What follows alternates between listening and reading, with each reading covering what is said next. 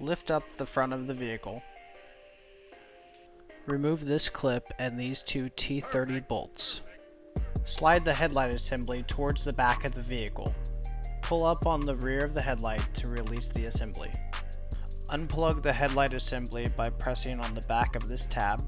Remove these two clips in order to release the top of the bumper.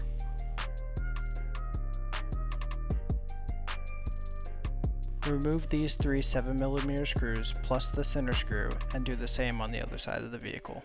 Remove the two T25 screws, one 7mm screw and one clip, and do the same on the other side of the vehicle.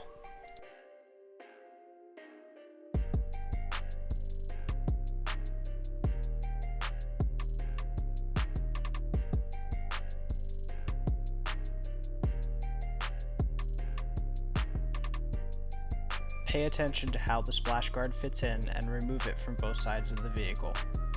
Remove the top two 8mm bolts from the inside of the fender using a socket extension and a universal joint.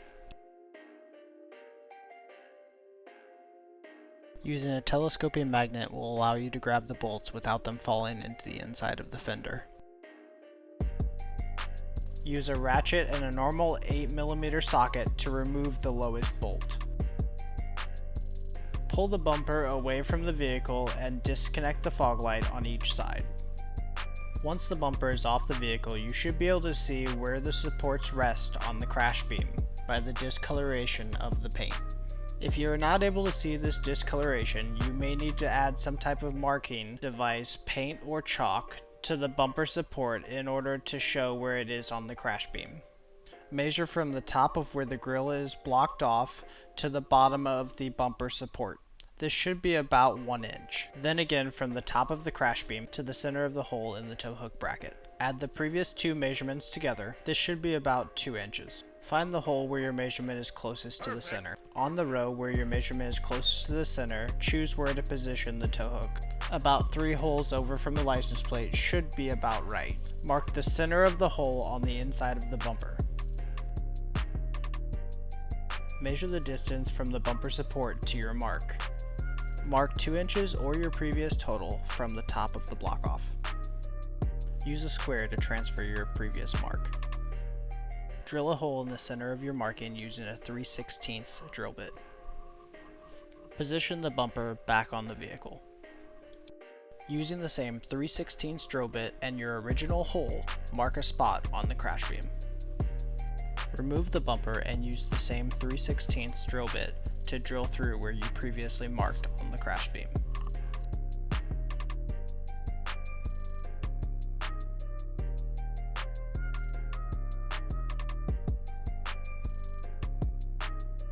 Use cutting fluid and a 1-inch bi-metal hole saw to drill through the crash beam.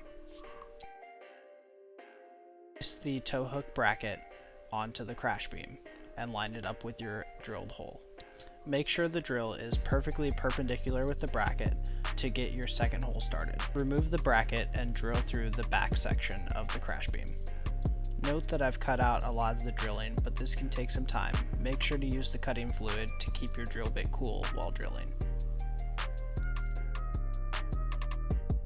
Place the bracket back on the crash beam and mark the 2 side holes.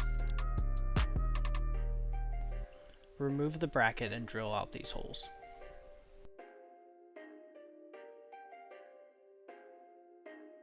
If you have a long enough box wrench, you can skip this step. If not, you can create one with a screwdriver, regular box wrench, couple zip ties, and some duct tape.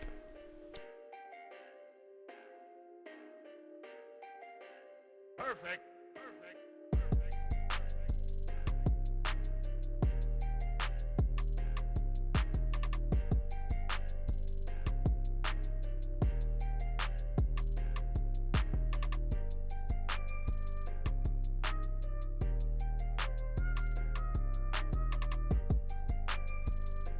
Once you've created your wrench, you can use some masking tape to hold the nuts into the box wrench while they're inside the crash beam.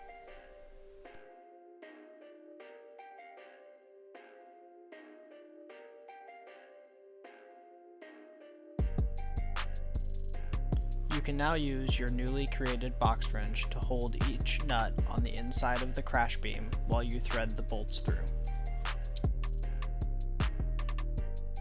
Use a 7/16 wrench to tighten these bolts down.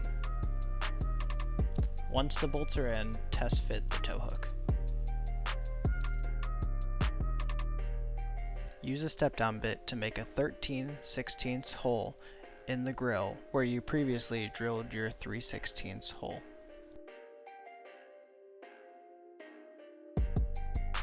Place the bumper back on the vehicle and test fit the tow hook.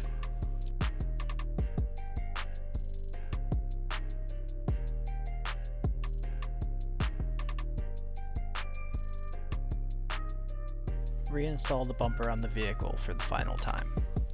When reinstalling the bumper, follow these couple quick tips.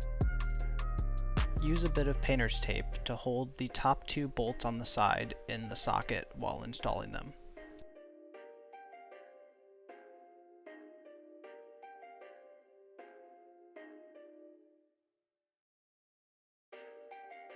For the headlights, make sure this white piece is slid all the way back so that the piece on the headlight can easily slide into place.